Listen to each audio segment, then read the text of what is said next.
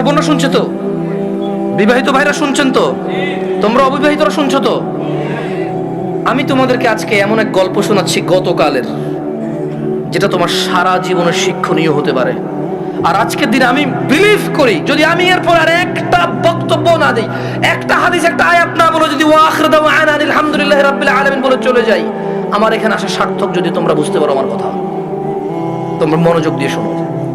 গতকাল এমন একটা প্রশ্ন আসছে আমার কাছে, আমি তালাক সম্পর্কে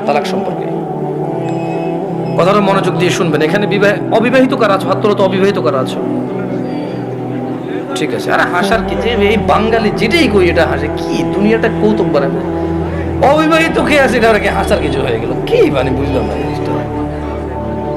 এটাও হাসার কিছু? ভাই আমি এখানে বললাম যে অবিবাহিত কারা আছে, সবাই হাসা শুরু করে মানে কি? কি কয় শরম পাইছে? আপনাকে বলছে ওরা শরম পাইছে? কে বলছে? জবাব দিয়েছেন কে? আপনার তো জবাব তো ঠিক হয় না ওদের পক্ষ থেকে। ওরা তো বলে না ওরা শরম পাইছে, ওদের কাছে মনে হয় যে হুজুর এখন কৌতুক করবে। বিবাহিত যারা আছো হাত তোলো তো। মাশাআল্লাহ, তাবারকা, বসেন।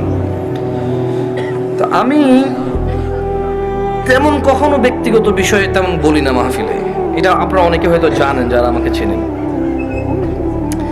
গতকাল আমার কাছে এক প্রশ্ন আসলো তালাক বিষয়ে। আমি বেশিরভাগ সময় অ্যাভয়েড করি তালাক বিষয়ে প্রশ্ন। এমনিতে আমি নর্মালি কোনোদিন কোনো ফতোয়া দিই না।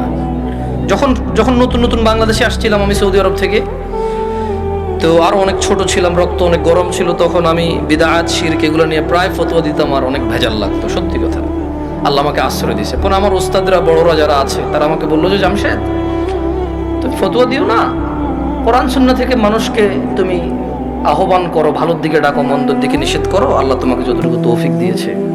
ফতোয়া অনেক বিস্তর বিষয়, অনেক সিচুয়েশনের উপরে ফতোয়া চেঞ্জ হয়। দেখা যায় একই বিষয়, মানে সাবজেক্ট এক, পরিস্থিতিতে দুই রকম অ্যান্সার হয়। সে তোমার এখনো সেই প্রজ্ঞা যদি না হয় তুমি দিও না, আর প্রজ্ঞা হলে দিও।